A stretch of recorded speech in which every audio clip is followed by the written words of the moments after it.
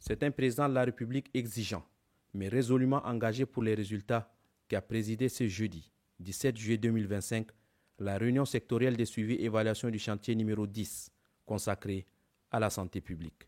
Cette réunion, la deuxième du genre pour ce secteur vital, s'inscrit dans la dynamique de contrôle rigoureux qu'il imprime à la mise en œuvre de ces 12 chantiers majeurs envers le peuple. Le rapport présenté par le ministère de la Santé publique et de la Prévention indique un taux de réalisation de 81% du plan annuel d'action à mi-parcours.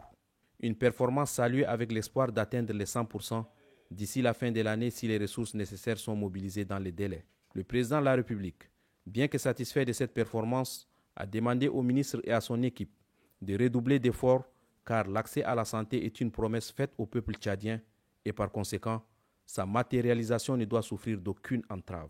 Le chef de l'État a également dénoncé avec fermeté les pratiques déviantes de certains agents de santé affectés à l'intérieur du pays, mais refusant de rejoindre leur poste, préférant exercer dans les cliniques privées tout en continuant à percevoir leur salaire public. Une situation qualifiée d'inacceptable par le président de la République, que je cite. « Je ne me fierai plus aux rapports et fiches.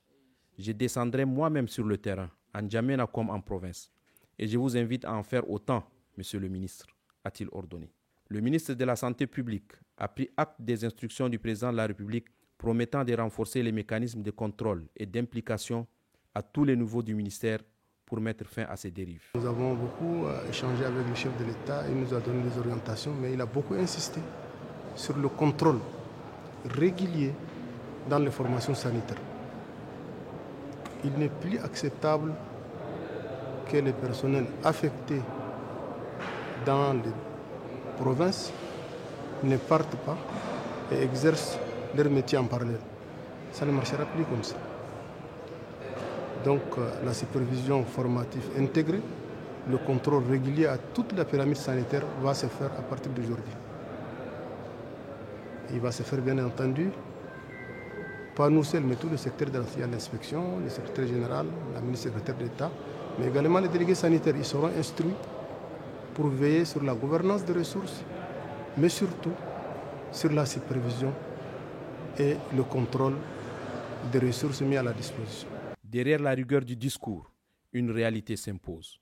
Pour le président de la République, chef de l'État, maréchal Mohamed Idriss Déby Itno, les promesses ne se mesurent pas en tableau Excel, mais en résultats tangibles sur le terrain. Et dans cette gouvernance de la preuve, seul le concret compte.